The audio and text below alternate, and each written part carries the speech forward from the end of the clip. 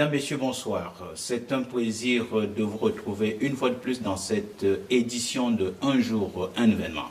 Le Cameroun se porte mal pour les opposants, il se porte un peu très bien pour le parti au pouvoir. Mais il se trouve que les Camerounais n'arrivent toujours pas encore à trouver le bout du tunnel. Comment est-ce qu'ils vont arriver à cela?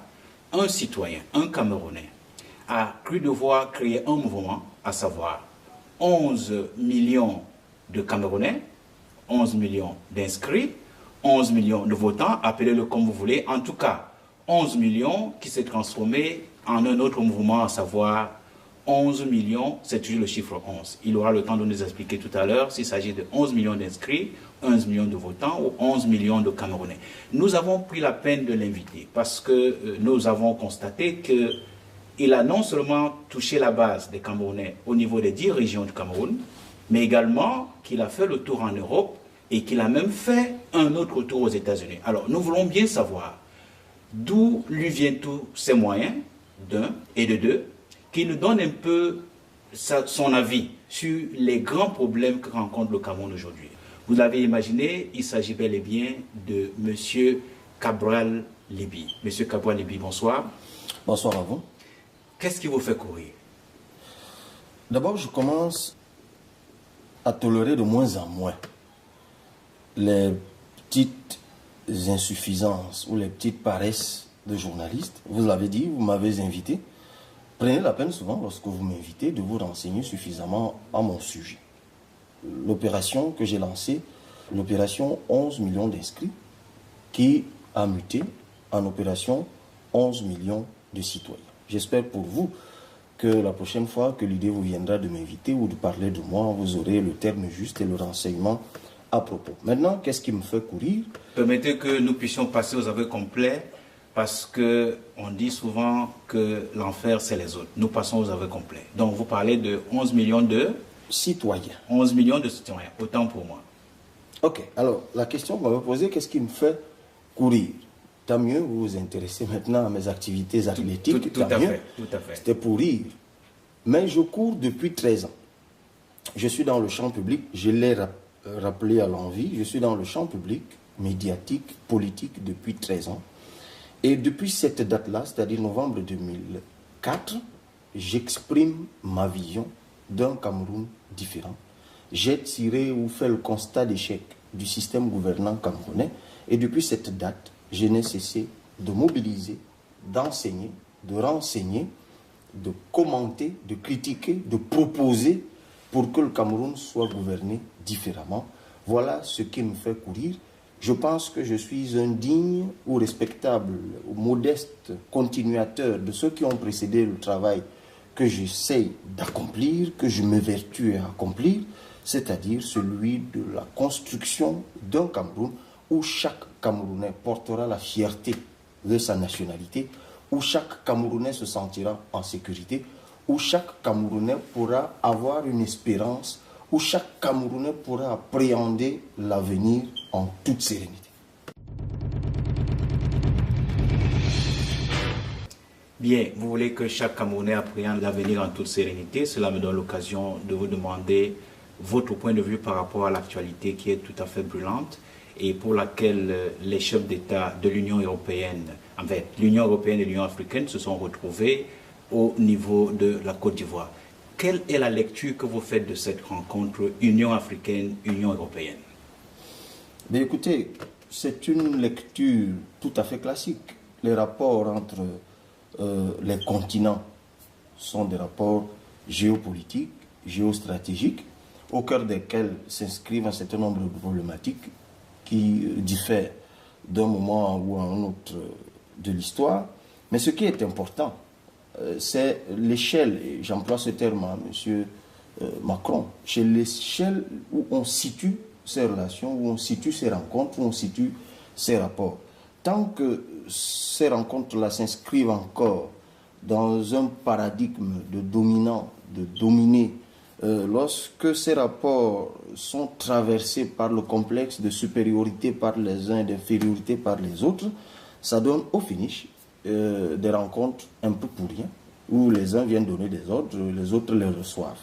Il me semble que, rendu à cette date de notre histoire, ce n'est plus sous ce prisme-là qu'il faut appréhender ce type de rencontre. Maintenant, les souverainetés africaines sont suffisamment consolidées aujourd'hui pour que, dans des rencontres avec l'Union européenne, que les choses se fassent différemment. Mais la grande question que je me suis posée, où étaient donc les États européens? Étaient-ils suffisamment représentés? Étaient-ils représentés par les personnes qui tiennent aujourd'hui la gouvernance de l'Union européenne? Est-ce que les grandes puissances européennes étaient suffisamment représentées? C'est une question à laquelle tout le monde peut répondre.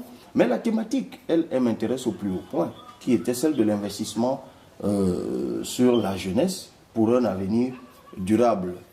Ça rejoint, en tout cas cette thématique, elle rejoint totalement celle qui a toujours servi de ligne directrice de mon combat personnel.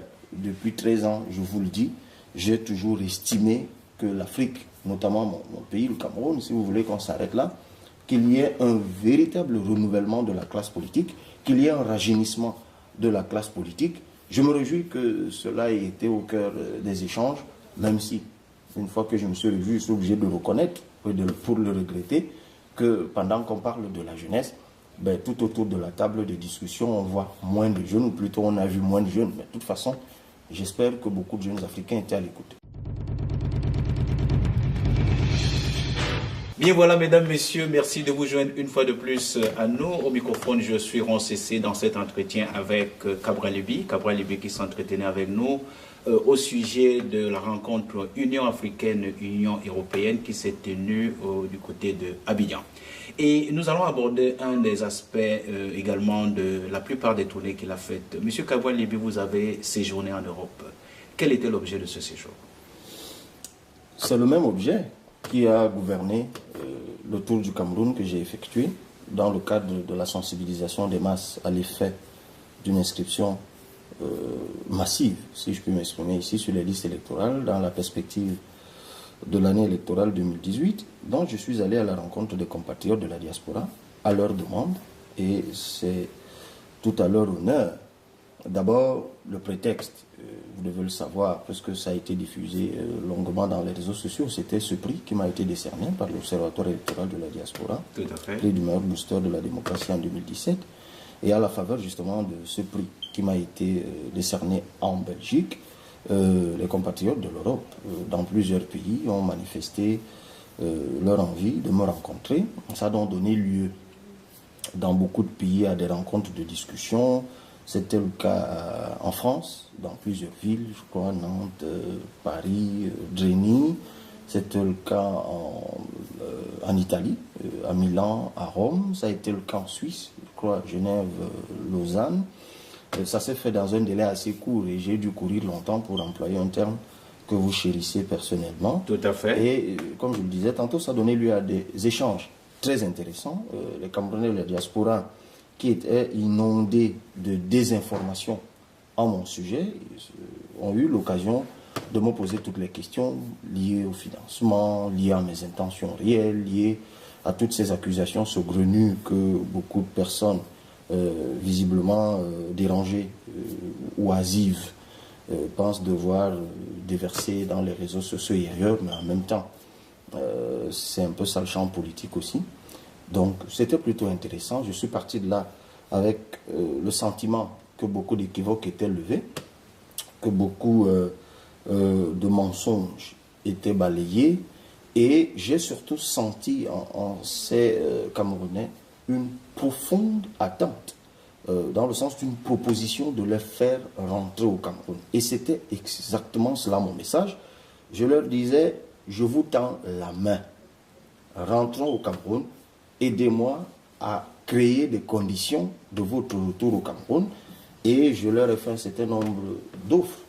Donc, comme me demandait mon avis sur le code de la nationalité de 68, d'aucuns me demandaient, ou d'autres, comment je comptais capitaliser la ressource humaine de la diaspora. Et je ne manquais pas de faire la comparaison avec l'Éthiopie, un pays d'Afrique qui, comme tout le monde, du moins ceux qui veulent s'y intéresser, ils doivent savoir que c'est un pays qui doit aujourd'hui son relèvement économique en grande partie grâce à sa diaspora. Et Dieu sait que la diaspora camerounaise, elle est compétente, elle est talentueuse dans bien de domaines. Elle se fait remarquer partout dans le monde. Dans un précédent voyage avant l'Europe que j'avais effectué aux États-Unis, qui avait fait beaucoup parler, je m'en étais rendu compte. En Europe, c'est le même sentiment que j'ai eu. Et vous ne pouvez pas vous l'imaginer. Il fallait voir ces jeunes qui se sont mobilisés pour mon déplacement. Il fallait voir ces jeunes qui, pour certains, vous savez, en Europe, les moyens de communication, c'est différent de l'Afrique. Mais il y en a qui parcouraient quand même 3 heures, 4 heures de train. Il y en a qui prenaient carrément l'avion.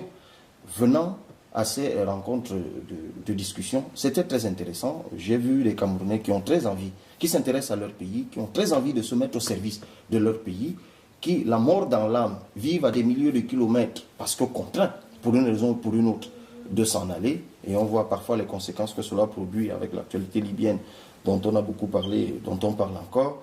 Et je me suis engagé à tenir le contrat que nous nous sommes fixés. Bien voilà, vous vous êtes engagé à tenir le contrat que vous êtes fixé. Vous avez fait cas de ceux des Camerounais que l'on a pu retrouver en Libye. Les CNN a énormément fait écho de cela.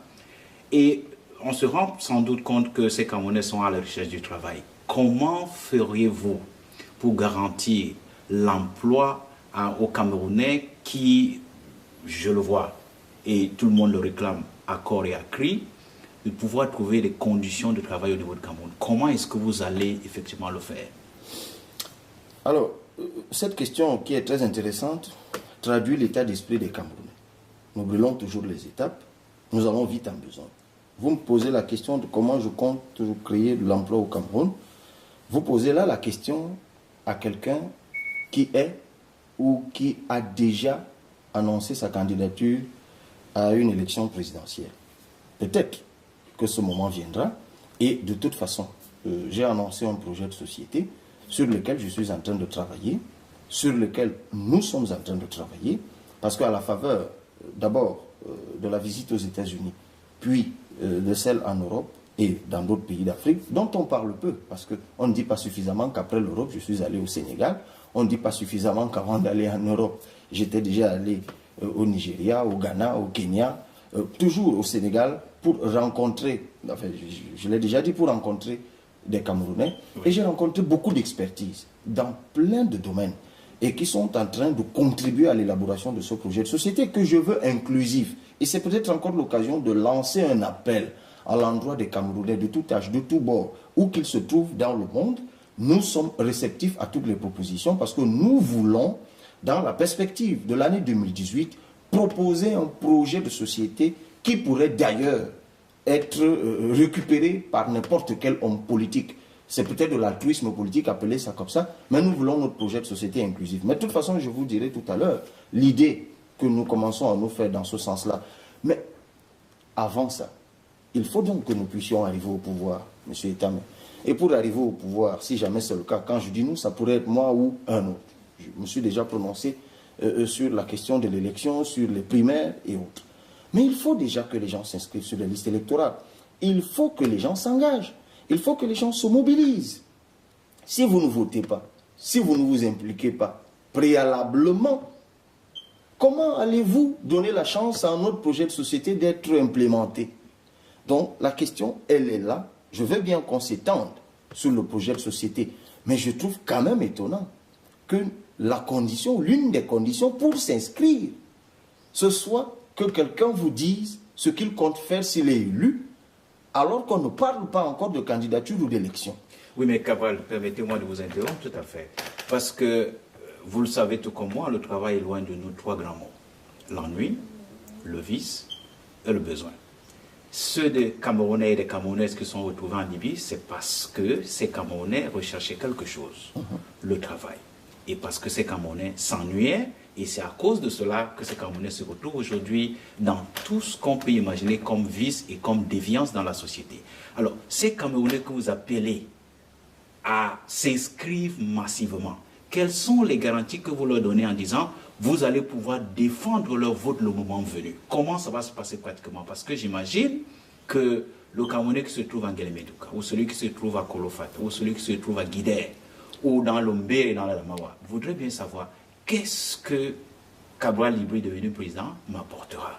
Qu'est-ce que vous lui répondez? Qu'est-ce que vous lui dites?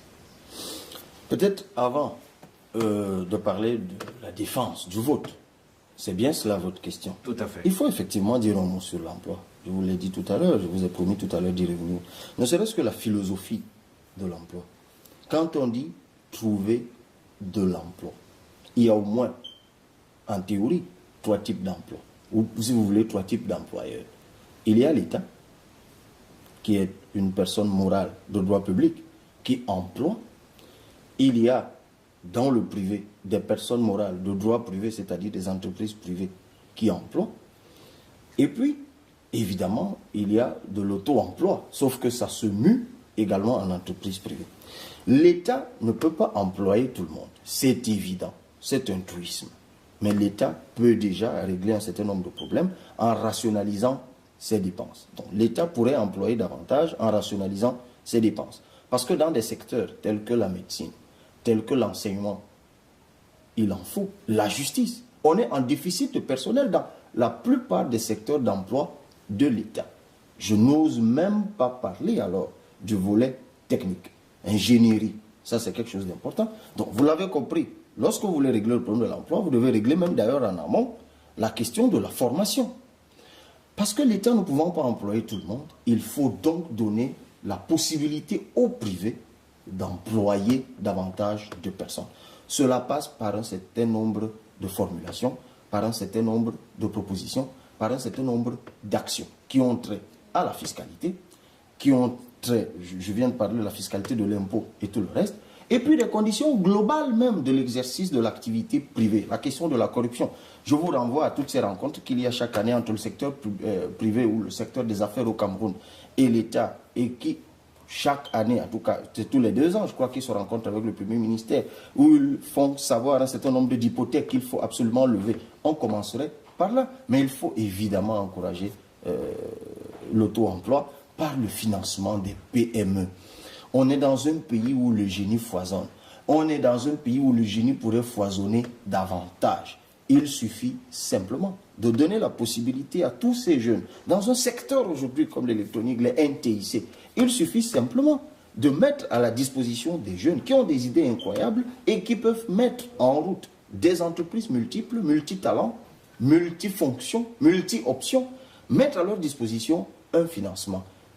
D'ailleurs, c'est des mécanismes qui existent déjà au Cameroun, mais qui ont été malheureusement dévoyés. Il faudra les rationaliser et en créer d'autres. À la vérité, on doit être dans un pays où lorsque vous avez une idée et que vous avez pensé une façon d'implémenter cette idée, vous devez vous trouver en l'État des personnes, quand je parle de l'État, en l'État, c'est-à-dire l'État, personne morale de droit public, des personnes qui vous accompagnent dans une meilleure formalisation de l'idée que vous avez eue, et puis dans une perspective d'acquisition des moyens de financement qui vous permettent de mettre en route cette idée. C'est comme ça que tous les pays du monde fonctionnent. L'Allemagne, les États-Unis, la France et ailleurs. Ce sont les PME. Le secteur de l'agriculture, à la faveur de ma visite en France, je suis allé jusqu'en Bretagne. J'y ai passé 2 ou 3 jours aux côtés des agriculteurs français, des éleveurs français, alors ceux de l'arrière-pays véritablement. J'ai vu un modèle économique, et j'en ai parlé, qui est très proche du nôtre. Mais le secteur agricole, pendant qu'on y est, quand est-ce qu'on va instituer au Cameroun un statut de l'agriculteur, avec des avantages qui vont avec? Quand est-ce que dans notre pays, comme ça se fait dans tous les pays à peu près normaux du monde, on va subventionner l'agriculture? Dans un pays où vous êtes entré, vous avez pris des engagements avec l'Union européenne sur les APE, où vous allez mettre vos agriculteurs en compétition avec d'autres. Comment vous comptez régler ce problème si vous n'aidez pas les vôtres? Non seulement à s'établir, mais également à se moderniser. Ça fait partie des réflexions, je l'ai dit, on aura tout le temps d'en parler lorsque le travail que nous sommes en train de faire. Je ne voudrais pas avancer trop vite parce qu'il y a des équipes qui travaillent, et j'en profite d'ailleurs pour dire merci à tous ces informaticiens, à tous ces économistes, à tous ces juristes, ces anthropologues, ces archéologues, parce qu'en fait on en a, ces sociologues, ces historiens, tous ces jeunes, ils sont universitaires, ils sont dans le marché de l'emploi et ailleurs, au Cameroun et ailleurs, qui ont accepté de se mobiliser pour ce travail. J'espère que dans les semaines qui viennent, il sera prêt et on en parlera plus longuement. Bien, on en parlera. Maintenant, nous allons parler d'autre chose. Et puis, vous avez évoqué tout à l'heure le problème de la formation et le problème de formation, le problème des universités. Je voudrais vous amener un peu du côté de Ngouaikele. Mais avant d'arriver au côté de Ngouaikele, je voudrais m'arrêter à l'ENAM. Nous avons vu que le directeur général de l'ENAM et puis sa tutelle, apparemment, ne semblaient pas du tout s'entendre sur la formule ou la procédure de publication des résultats du concours d'entrée à l'ENAM. En tant qu'homme politique, quelle est la lecture que vous faites de ce micmac? C'est l'incurie, c'est une métastase de l'incurie qui règne au Cameroun. Je ne sais même pas pourquoi il faudrait s'y étendre. Pour moi, c'est un épiphénomène, ça fait partie, je ne sais même pas comment je devrais appeler, je voudrais rester poli. Le Cameroun, ce n'est pas ça qui doit nous intéresser aujourd'hui. Vous savez, on est aujourd'hui dans un pays où tout le temps il faut qu'on vous serve comme ça une boule puante, vous commencez à en parler à longueur de journée et puis finalement on trouve la solution et puis on continue. Moi je me laisse plus distraire par ce que j'appelle les métastases de l'incurie. Vraiment je ne m'y intéresse plus. L'ENAM c'est un établissement qu'il faut réformer. Je crois que dans un pays comme le nôtre, soit on maintient l'ENAM et on révise la philosophie qui gouverne cet établissement qui est devenu le lieu de perpétuation d'une élite défaillante. Mais je crois qu'il faut réformer le secteur éducatif. Je crois que l'État aujourd'hui, il peut former ses administratifs dans les universités, tout simplement. Donc, il faut professionnaliser les universités pour que les produits sortis des universités puissent être employés par l'État, que ce soit dans l'administration, que ce soit dans la finance. Je ne sais même plus qui je suivais récemment qui s'étonnait de ce qu'on forme dans une seule école, et les magistrats, et les administrateurs, et les inspecteurs des impôts, et tout le reste. Et puis finalement, ça fait un petit conglomérat de petits réseaux. Vous arrivez dans une localité où vous trouvez le sous-préfet, le préfet sont sortis de la même promotion, et puis le régisseur des impôts du coin, ainsi de suite. Ça fait des petits trios, que sais-je encore. Non, il faudrait qu'on sorte de là. Le Cameroun est ailleurs. Vous savez, si on pense au notre Cameroun, ce n'est pas à partir de l'ENAM qu'on pense au notre Cameroun. Si on pense au notre Cameroun, l'ENAM fait partie des détails qu'on va régler très rapidement. Ce n'est pas l'ENAM qui va relever le taux de croissance. Ce n'est pas l'ENAM qui va générer des richesses au Cameroun. Ce n'est pas l'ENAM qui va construire des industries. Ce n'est pas l'ENAM qui va donner de l'emploi aux Camerounais. Ce n'est pas l'ENAM qui va construire des hôpitaux. Ce n'est pas l'ENAM qui va les équiper. Ce n'est pas l'ENAM qui va faire un système éducatif. C'est un détail.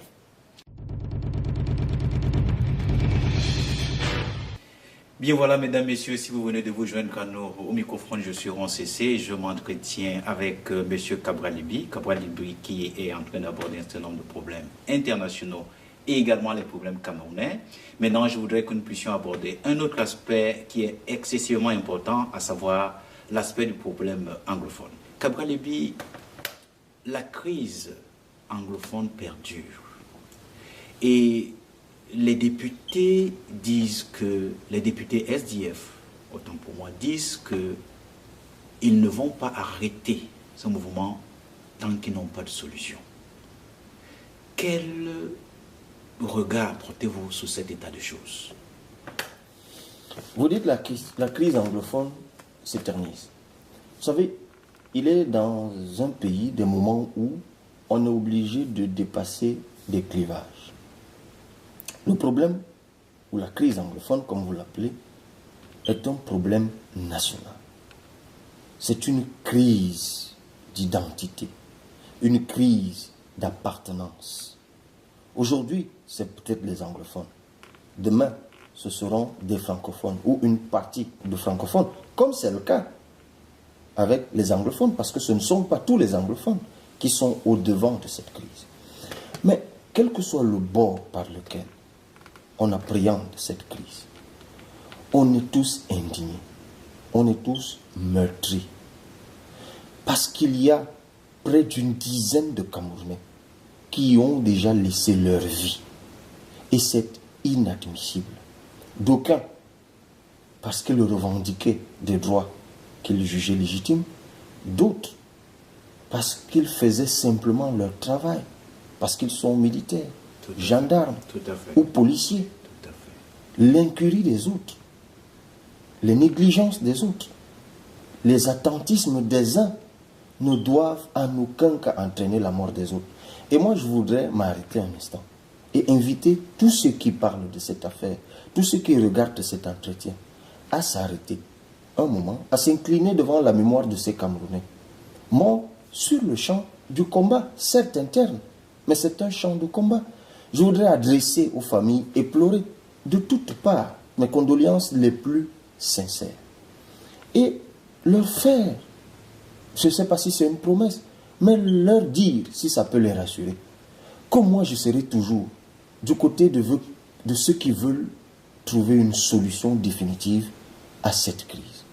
Nous l'avons formulée, nous, une proposition, que d'autres formulent les leurs, mais aucune proposition tenant au radicalisme, tenant au blocage, tenant au mépris de l'autre ne saurait être de mise. Il faut que nous nous asseyions, que nous nous en débattons, ouvrons enfin le débat sur la forme de l'État. Il me semble pour moi que c'est un début de solution viable. Bien voilà, Cabral Libye, nous vous remercions. Il me semble que vous vouliez que nous puissions, dans cette émission, observer une minute de silence à la mémoire de ces Camerounais qui sont partis. Ce sont des cerveaux, des intelligences que le Cameroun a perdues. Il me semble que c'était l'une des demandes que vous avez évoquées pendant que j'étais en train d'apprêter cette émission. Donc je suis tout à fait disposé avec l'équipe technique quand vous allez donner le signal pour que nous puissions observer cette minute de silence telle que vous l'avez souhaité. Ben, j'en donne le signal maintenant. Nous observons donc cette minute de silence.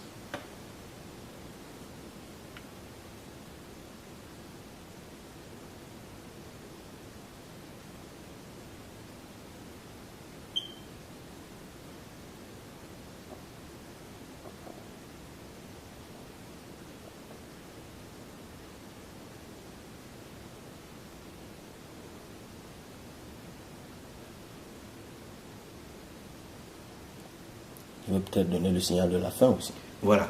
Merci infiniment, Cabral Libye. Que Dieu vous bénisse. Merci, que Dieu vous bénisse également.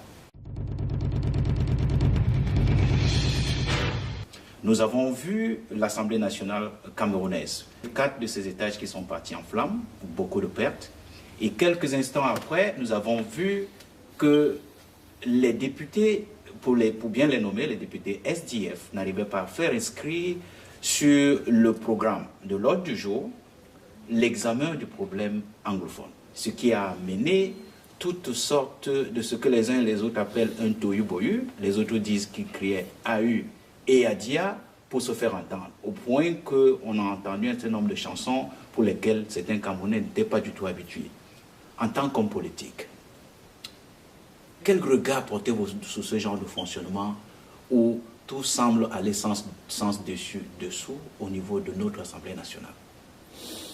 D'abord, vous avez commencé par l'incendie. Je le regrette. Ça arrive pas seulement au Cameroun, c'est arrivé dans d'autres pays, mais c'est vrai qu'au Cameroun, depuis quelques années, c'est récurrent. Quand c'est pas l'immeuble du délégué du gouvernement, en fait, les locaux de la communauté urbaine, je ne sais plus, à Douala, c'est ceci, c'est un ministère, le ministère de la Santé et ailleurs. Nous attendons, comme d'habitude, que les enquêtes qui sont diligentées à ce propos soient achevées, et on en saura peut-être davantage.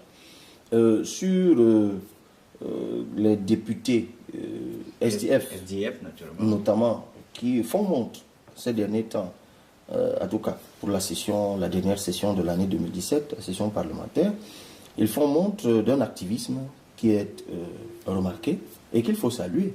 À la vérité, le rôle du député, c'est cela aussi. Il est l'élu du peuple et il doit pouvoir être porteur au sein du Parlement des aspirations du peuple. Maintenant, lorsqu'on dit que les députés SDF bloquent le travail parlementaire parce qu'ils veulent qu'on examine le problème anglophone. Vous savez, moi je suis juriste, publiciste, c'est vrai internationaliste aussi, mais je voudrais comprendre, je voudrais décoder cela juridiquement. Oui. À l'Assemblée nationale... Avant que vous ne décodiez cela juridiquement, allons-y pas à pas, puisque vous voulez qu'on parle en termes de droit. Leur requête est-elle fondée dans le fond et en l'état? Écoutez, si on s'entend déjà sur le fond, on aura beaucoup avancé. Parce que la forme, je ne sais pas comment c'est libellé. On n'a pas beaucoup communiqué là-dessus. Mais ça rejoint ce que je voulais expliquer. L'Assemblée, le Parlement, a des fonctions, remplit un certain nombre de fonctions. Au-delà de la fonction de légifération, on vote les lois, il y a la fonction d'enquête, la fonction d'investigation. Tout à fait. Et il y a la fonction de contrôle. Alors, je voudrais comprendre, quand on dit qu'il faut inscrire à l'ordre du jour le problème anglophone, puisque c'est cela l'objet du blocage. Tout à fait. C'est pour ça que je parlais de décodage juridique. Quel est le problème au fond? Le SDF a-t-il introduit une proposition de loi portant sur la crise anglophone? Et on sait que cette crise a achoppé notamment sur la forme de l'État. Est-ce que le SDF, à ce jour, est porteur d'un projet de loi ou un projet de révision de la Constitution? Je n'ai toujours pas de réponse à cette question. Est-ce que la requête du SDF porte sur une investigation? Auquel cas, il y a un travail. Les enquêtes parlementaires, ça existe. Et dans le système parlementaire camerounais, l'enquête parlementaire connaît pratiquement le même process que la loi ordinaire. Donc, je veux comprendre, au fond, qu'est-ce qu'ils ont introduit. Vous savez, dans une de mes sorties médiatiques, j'avais affirmé sur la question du code électoral que si on en était là aujourd'hui avec le même code, c'est parce que beaucoup de nos députés, notamment ceux de l'opposition, se montraient laxistes sur la question. À cette époque-là, on m'a taxé de nihiliste, que je ne voulais pas reconnaître le travail qui avait été fait par le parlementaire, ce qui n'était ni la lettre ni l'esprit de mon propos. Et évidemment que c'est un combat qui préoccupe nos parlementaires, notamment ceux de l'opposition. Ils n'ont eu de cesse de le dire, notamment en 2014, ainsi de suite, à maintes reprises. Mais j'avais posé une question simple. Au regard de la Constitution, le SDF, par exemple, qui a aujourd'hui un groupe parlementaire, peut, selon les usages parlementaires, proposer à l'ordre du jour une proposition de loi portant sur un sujet de son choix.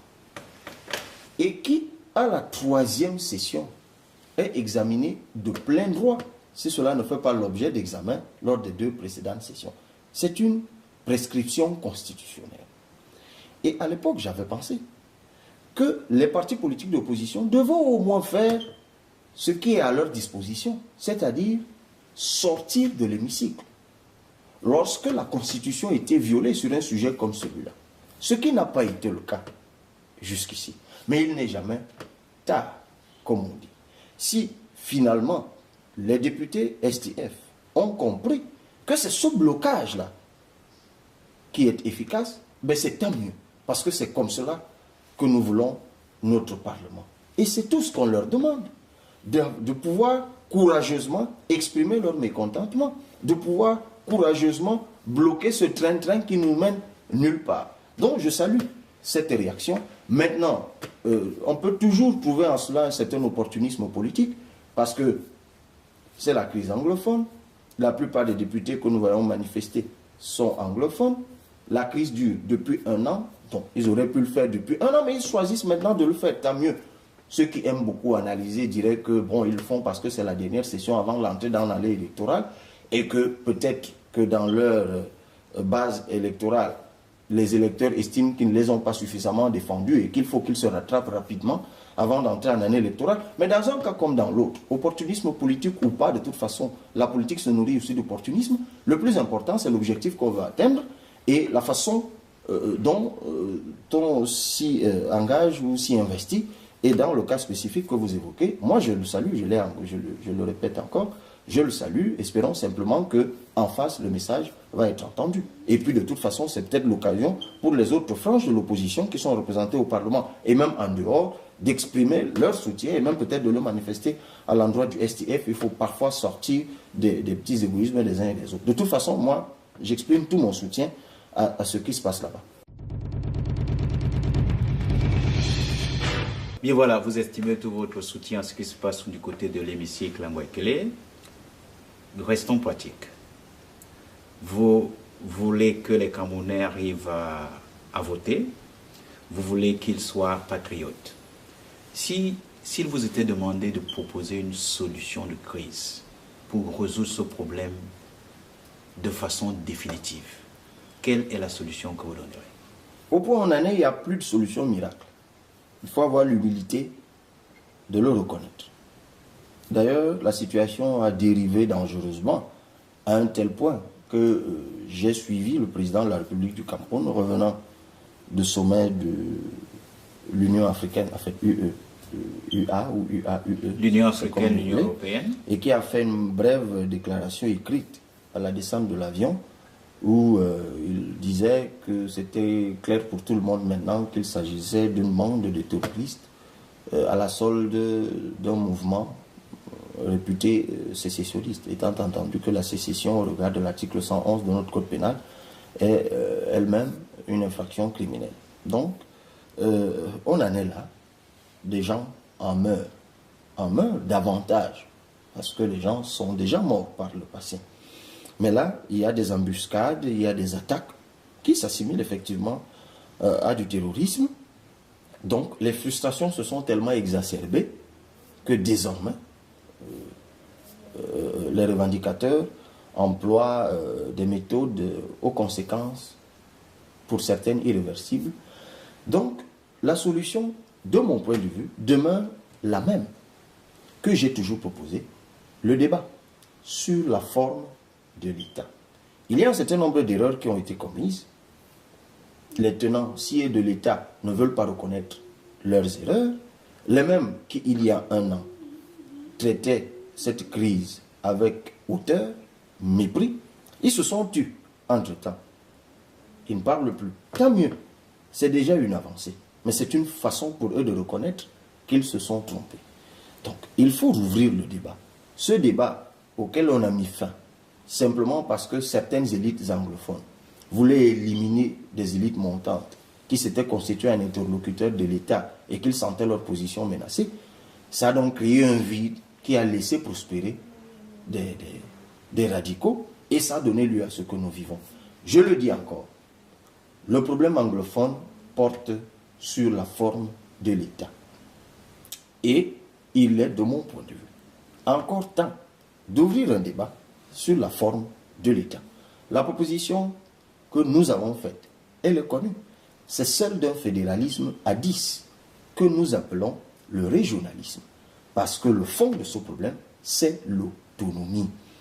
Les Camerounais aujourd'hui, que ce soit du nord-ouest et du sud-ouest et des autres régions du Cameroun, sont arrivés au constat que l'un des problèmes, c'est l'extrême centralisation du pouvoir. Il faut décongestionner, permettre aux régions de s'autogérer. Cela passe par une révision de la Constitution, une répartition rationnelle des compétences, celle dévolue à un État central, celle dévolue aux régions. Est-ce que c'est si compliqué? Mais on ne veut pas le faire, simplement par condescendance, par fatuité, par mépris. Eh bien, ça donne ce que ça donne. Bon, maintenant que ça se militarise, visiblement, ça fait l'affaire des gouvernants, parce que quand ça se militarise, l'usage de la force, ils en sont experts. J'espère effectivement que ça donnera quelque chose, mais je sais déjà que ça ne donnera pas grand-chose. Ça peut entraîner un répit, parce que les armes crépitent de toutes parts, mais le problème demeure dans le fond. Pourquoi ne nous arrêtons-nous pas pour le régler effectivement et définitivement? Eh bien, nous devons régler cela comme vous le dites et merci pour votre proposition. Dans tous les cas, l'homme est un apprenti, la douleur est son maître et nul ne se connaît tant qu'il ne s'est pas mesuré à l'obstacle. Et je pense que dans le cas précis, le Cameroun s'est effectivement mesuré face à l'obstacle qui se produit au niveau de l'Assemblée nationale parce que ces députés disent qu'ils vont continuer le blocus jusqu'à ce qu'ils puissent être entendus. Maintenant, je voudrais revenir à votre mouvement. Quel est l'état de lieu de votre mouvement? Le mouvement se porte très bien. Très bien, c'est-à-dire que comment se comment se portent les gens de l'extrême nord, ceux du nord, ceux du sud, ceux de l'est, ceux de l'ouest? Je viens de vous le dire, le mouvement se porte très bien. Le travail que nous avons engagé dès le lendemain du 31 août, date de clôture des inscriptions sur les listes électorales, visait la mise en place des démembrements du mouvement dans les 360 arrondissements du Cameroun. C'est ce travail qui est en train d'être fait. C'est l'occasion encore de remercier tous ces Camerounais qui se mobilisent chaque jour davantage pour que cet objectif soit atteint. Vous présumez que ce n'est pas toujours évident. C'est coûteux en temps et en logistique, mais les Camerounais se mobilisent et je vois beaucoup de jeunes qui ont capté le message et qui font ce travail-là. Nous avançons allègrement et nous sommes confiants. Bien, vous avancez allègrement et vous êtes confiants. D'ailleurs, nous avons vu dans les réseaux sociaux un certain nombre de cartes de membres qui circulent. Est-ce que vous pouvez nous expliquer, donner quelques explications sur ces cartes de membres? Déjà, les explications et la présentation des cartes, c'est fait dans un site internet, www.11millioncitizens, 11 en chiffre.com, donc www.11millioncitizens.com. Vous rentrez dans ce site, c'est très bien fait, ça a été fait et gratuitement par des jeunes informaticiens camerounais. C'est très bien expliqué, c'est simple. Le mouvement doit pouvoir compter sur ses membres. Donc, il est logique de pouvoir les identifier. Et ce qui a été imaginé par les membres du mouvement, c'est la création d'une carte. Évidemment, c'est plutôt novateur. Il s'agit de ces 3 cartes-ci. C'est en 3 catégories. Oui. Il y a la carte blanche, il y a la carte gold et la carte platinum, qui obéissent pour chacune des cartes à 3 niveaux de coût. Vous allez dans le site et vous verrez les différents coûts. Mais il ne s'agit pas d'une stratification. La stratification des coûts n'entraîne pas la stratification sociale. Il s'agit simplement d'une modulation de la contribution. En fait, les cartes, elles servent dans un premier temps, et c'est évident pour tout le monde, à identifier les membres du mouvement 11 millions de citoyens. Mais ça permet également, chaque fois que vous avez acquis une de ces cartes, vous ne payez pas seulement les frais de votre adhésion au mouvement, mais également vous contribuez au travail qui est fait par le mouvement. Nous avons l'humilité de reconnaître que nous avons engagé un travail qui est coûteux. Et moi, à titre personnel, initiateur de ce mouvement, de cette action, je n'ai pas les moyens de le faire. Je l'ai déjà dit, je suis salarié de l'État et j'ai déjà donné dans un média international mon salaire. C'est 217 000 francs. Non, ça me suffit à peine pour pouvoir vivre décemment. Convertissez ça en euros et en dollars, vous vous rendrez compte à quel point c'est insignifiant. Ça ne me permet donc pas de faire ce travail. Et moi, je n'ai pas un passé de ministre. Je n'ai pas fait 9 ans ou 10 ans au gouvernement. Je n'ai pas été ou 30 ans ou 20 ans comme c'est le cas de certains. J'ai pas, parce que je ne dis pas que lorsqu'on a été au gouvernement, ça veut dire qu'on s'y est enrichi. Mais bon, chacun peut apprécier comme il veut. Je ne suis pas un homme d'affaires. Je n'ai pas un compte je ne sais quoi. Je n'ai que le courage de mes idées. Et c'est ça qui touche heureusement certains Camerounais. Et ayant été transparent à ce niveau, ceux qui ont adhéré aux idées que j'ai suggérées ont proposé également d'y contribuer d'une façon ou d'une autre. Et moi, je ne voudrais pas qu'on le fasse sous forme de don à ma personne. Le mouvement a été structuré aujourd'hui. J'en suis le coordonnateur, il y a un secrétaire national, il y a les responsables des différents pôles, dont le pôle logistique, M. Onana, dont le nom figure d'ailleurs sur cette carte. Et les modalités de paiement sont également déclinées dans le site internet. Ceux qui sont à l'étranger peuvent souscrire par la modalité PayPal ou PayPal, comme on dit, ou Credit Card. Et au niveau du Cameroun, où le système informatique électronique n'est pas encore à ce niveau-là, il y a les démembrements locaux qui sont organisés pour que ceux qui veulent y adhérer puissent trouver au niveau du démembrement d'arrondissement ou de département ou de région un interlocuteur, une personne qui puisse vous montrer le processus. Et puis de toute façon, les contacts figurent dans le site internet, les contacts des personnes qu'on peut saisir. Donc je rappelle encore que moi, à titre personnel, je ne suis pas au cœur de tout cela. C'est organisé et structuré. Et puis de toute façon, c'est fait tel que chaque mois, tous ceux qui ont acquis leur carte recevront un mail pour ceux qui ont un mail ou un SMS pour ceux qui nous auront donné leur contact pour les renseigner sur l'état d'usage de leur contribution. Comme je l'ai dit encore, plus de la moitié, parce qu'il faut de toute façon que les dépenses. Vous avez vu le type de carte? Tout à fait. Ce sont des cartes PVC, comme on dit. Je comprends que parce que c'est novateur et que c'est nouveau pour un mouvement, ce sont des cartes PVC. Et d'ailleurs, peut-être l'idée qu'il y a aussi derrière, lorsque nous en discutions, lorsque en assemblée on a décidé ce type de carte, c'était de démystifier aussi un peu la carte. Vous savez, on est dans un pays où la carte est encore un mystère. La carte bancaire, c'est carrément un luxe au Cameroun. D'ailleurs, la carte d'identité, on en est à un point aujourd'hui. Vous allez payer, on vous établit une carte d'identité, on vous donne un récépissé et vous recevez la carte 3 mois, 6 mois, parfois 9 mois, pour ne pas dire jamais plus tard. Alors que cette carte, vous souscrivez selon les indications que nous avons données, vous la recevez selon que vous êtes au Cameroun ou à l'étranger dans un délai de 5 à 10 jours. C'est une façon de dire aux Camerounais, la carte, c'est possible. Mais l'objectif principal pour nous, je vous l'ai dit, c'est de permettre aux Camerounais qui n'ont eu de cesse de nous dire, nous voulons contribuer à ce mouvement, nous voulons chacun à notre niveau participer à l'implémentation de la feuille de route que vous avez arrêtée. Eh bien, nous y avons réfléchi et on a trouvé un début de proposition. Je dis bien un début de proposition parce qu'il y a d'autres modalités qui vont arriver. Donc, les membres, ceux qui ont toujours voulu participer, ils savent maintenant comment le faire. Eh bien, mesdames, messieurs, cette carte est fortement sécurisée.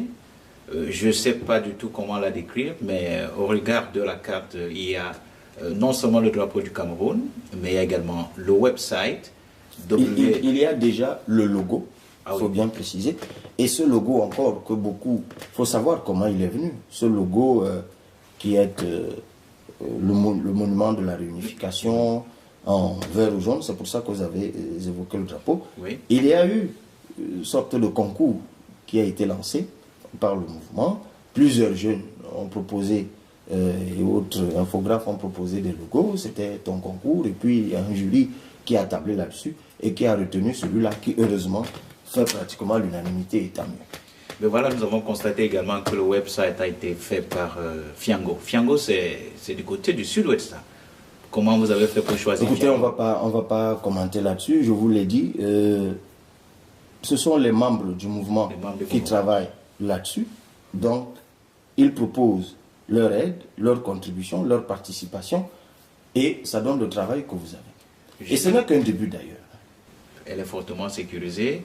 Vous n'avez pas l'impression que les gens peuvent tricher votre idée, copier votre idée pour innover aussi de cette façon-ci? Est-ce que vous êtes sûr que vous avez des droits d'auteur là-dessus, sur cette invention, cette création? Mais écoutez, si d'autres associations veulent instituer la carte, nous sommes même prêts à les y accompagner. Ah, vous êtes prêts à accompagner les autres partis qui aimeraient avoir des cartes de ce genre, vous êtes prêts à les accompagner? Oui, parce que nous pensons que c'est important de pouvoir dénombrer les citoyens qui s'engagent. Ah ben voilà. À propos d'accompagner et tout, est-ce que vous êtes disposé à avoir un débat avec n'importe quel responsable de parti politique au Cameroun sur votre projet de société, sur la vision que vous avez du Cameroun et sur les perspectives que vous envisagez par rapport au Cameroun? Est-ce que vous êtes disposé pour ce genre de débat? Ben, vous enfoncez, et vous le savez très bien, une porte ouverte. Je l'ai toujours dit, M. Itamé. Je suis prêt à discuter avec tout le monde. D'abord, je l'ai toujours fait. Kadra Libye, c'est bien aujourd'hui, je suis devenu, pour certains la cible, mais heureusement aussi l'incarnation de quelque chose de nouveau. Mais pendant au moins 10 ans, moi j'ai été au service de tout le monde. Il n'y a pas une association politique ou civile qui ait sollicité mes services à Yaoundé ou ailleurs, à qui j'ai opposé une fin de non-recevoir. Toujours, je m'y suis rendu. Je vous l'ai dit, ça fait 13 ans que je pense que le président Biya ne doit plus être président. Il faut qu'on soit clair. J'ai rien contre la personne.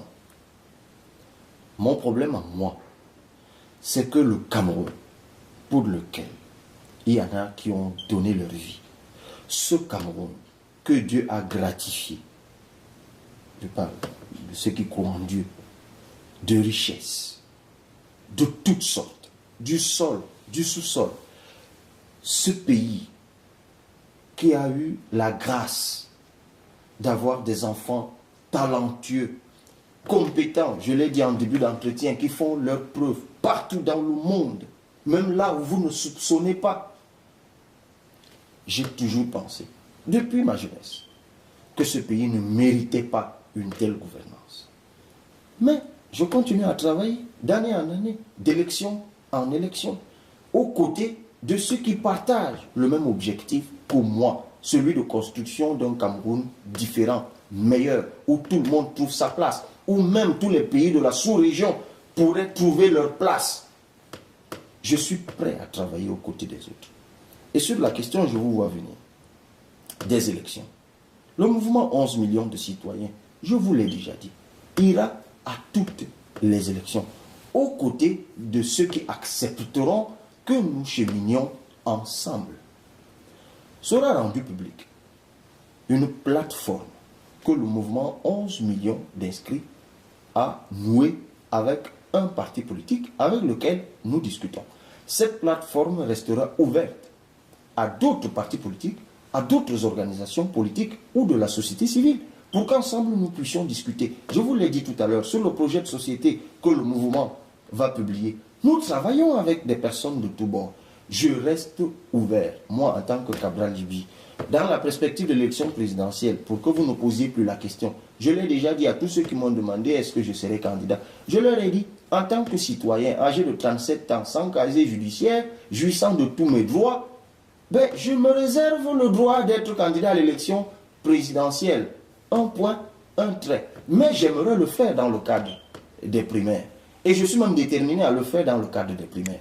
Parce que le paysage politique camerounais est effectivement composé de personnalités politiques, chacune se prétendant le plus beau, le plus populaire, le plus intelligent.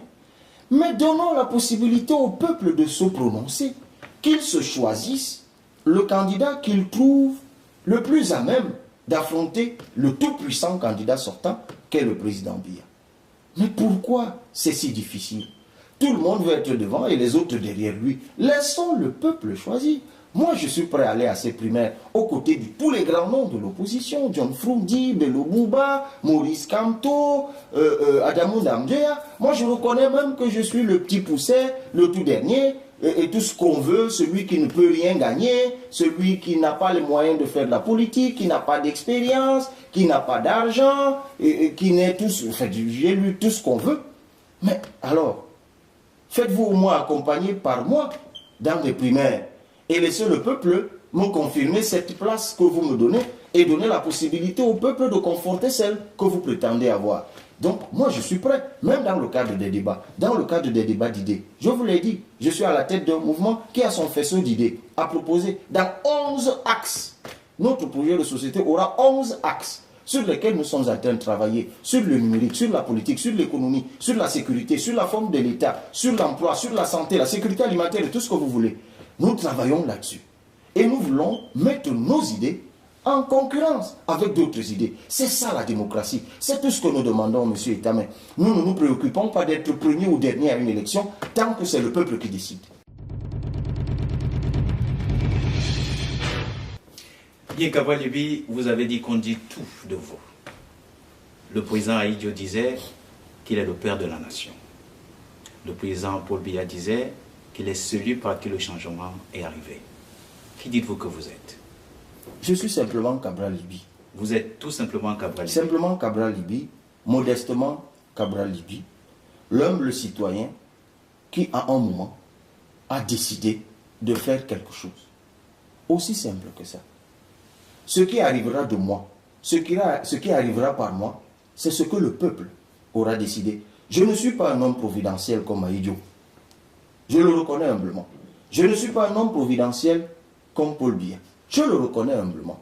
Je veux simplement être celui qui exprime ses aspirations, celui qui est porteur des aspirations de ceux qui acceptent de l'accompagner. Aussi simple que ça. Arrêtons de mystifier la politique. Et c'est justement ce schéma d'homme providentiel qui nous a mis là où nous sommes, où les gens veulent se faire accepter sans avoir donné les gages de ce qu'ils peuvent faire véritablement. Moi, je veux bien qu'on dise que le président Idio a été le père de la nation. Mais vous pensez sincèrement que c'est vrai ça? D'abord, c'est quoi le concept de père de la nation? Ce paternalisme qu'on a construit, où on fait passer un chef de l'État pour un parent à qui on n'a pas de compte à rendre et qui décide de notre avenir, qui décide de ce que nous faisons, à qui nous n'avons pas le droit de dire qu'ici tu as bien fait, là tu as mal fait, ou alors nous devons simplement lui dire à chaque fois qu'il a bien fait. Mais non, c'est une construction qui vise à construire, en fait, quand je dis j'allais faire une tautologie, mais qui vise à instituer ce que j'appelle le Nkoukouma presidentialship. Vous avez mélangé et le français, et l'anglais, et le patois. Mais oui, Nkoukouma presidentialship. Je vous le conseille parce que nous sommes dans tout. C'est en réalité la présidence cheval, où on construit la présidence féodale. Quand le président a parlé, il n'y a plus rien à dire. Un chef d'État se lève un matin et il vous dit, il n'y a plus de débat sur la forme de l'État. Le débat est clos. Même si nous enseignons à nos étudiants dans les universités qu'il y a un État unitaire, un État fédéral, ou si vous voulez un État simple, un État composé. Mais parce qu'un président a décidé, lui, d'anesthésier le droit qu'on apprend dans les universités un matin, on vous dit le père de la nation a parlé. Un président décide de ne rien faire, et puis subitement, il vous dit que désormais, il envoie des militaires. On vous dit non, le père de la nation a parlé, vous n'avez pas... Et surtout quand vous avez 37 ans, quand vous osez dire, mais non, ne courbez pas les chines devant ce paternalisme dévoyé. On vous dit, mais tiens, d'où vous vient ce toupet?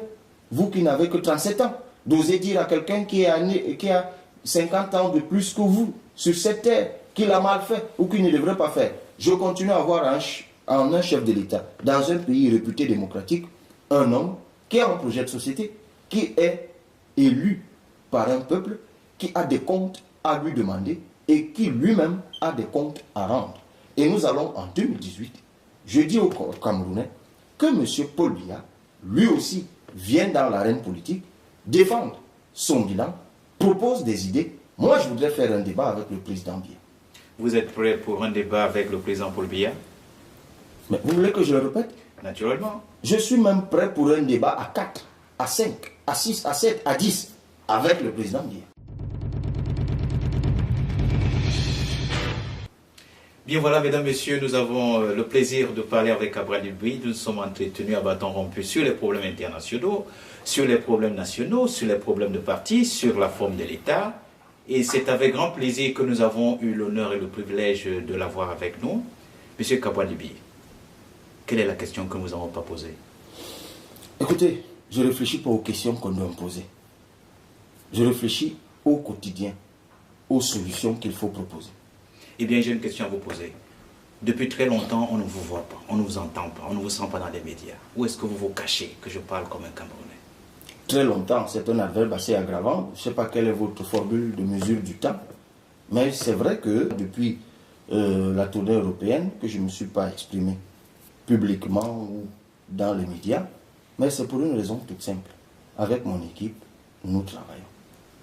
Il y a un temps pour tout, il y a un temps pour parler, un temps pour travailler. Dès le 2 janvier 2018, les inscriptions vont reprendre dans les listes électorales ou sur les listes, comme vous voulez.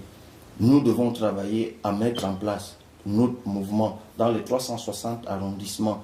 Nous voulons non seulement amener les Camerounais à s'inscrire massivement sur les listes électorales pour que nous puissions atteindre le chiffre de 11 millions, mais également nous voulons susciter des candidatures. Il faut des membres 11 millions à la tête des mairies. Nous voulons occuper au moins la moitié du Parlement à la prochaine élection, aux prochaines élections législatives. Nous voulons pouvoir, si Dieu le veut, être même à Etoudi, par ma personne ou par personne d'autre. Nous travaillons à cela. C'est un travail fastidieux. C'est vrai. Lorsqu'on est plongé là-dedans, on a véritablement plus du temps pour parler tout le temps. Je le reconnais, mais je comprends également ceux de mes compatriotes qui veulent continuer à m'écouter, comme c'était le cas de façon récurrente jusqu'à un passé plutôt récent. Je reviens vers eux. C'est déjà le cas si j'ai accepté cet entretien avec vous. C'est vrai, vous avez beaucoup insisté, mais En même temps, j'ai bien senti la nécessité, peut-être de donner aussi mon avis sur un certain nombre de sujets. D'ailleurs, il y en a d'autres qu'on n'a pas évoqués. Mais une fois qu'on a achevé cet entretien, M. Itamé, je repars au boulot. Je sais que la tâche est difficile. Je sais même que l'avenir de ceux qui s'engagent dans ce que j'ai choisi de faire, je sais à quel point l'avenir est périlleux. Je sais que tout peut m'arriver. Mais j'ai déjà fait un choix. Advienne que pourra. Je continuerai à travailler sans relâche, à réfléchir de jour comme de nuit au message que je dois adresser à mes compatriotes. Je me battrai jusqu'à ma dernière goutte de sueur, jusqu'à mon dernier souffle, M. Itamé, pour que ce pays soit différent. Je l'ai dit, je le répète, je suis continuateur de ceux qui se sont battus jusqu'à y laisser leur vie pour un Cameroun différent. S'il fallait que ma vie s'arrête à 37 ans, c'est Dieu qui décide. Mais je vous le dis, M. Itamé, tant qu'il se trouvera un Camerounais, 2, 3, qui me diront, Cabral, ensemble, battons-nous. On se battra en 2018, en 2019, en 2020, tant que Dieu nous donnera la vie, pour qu'un jour, nos enfants, les enfants de nos enfants, soient fiers de nous avoir eu comme ascendants.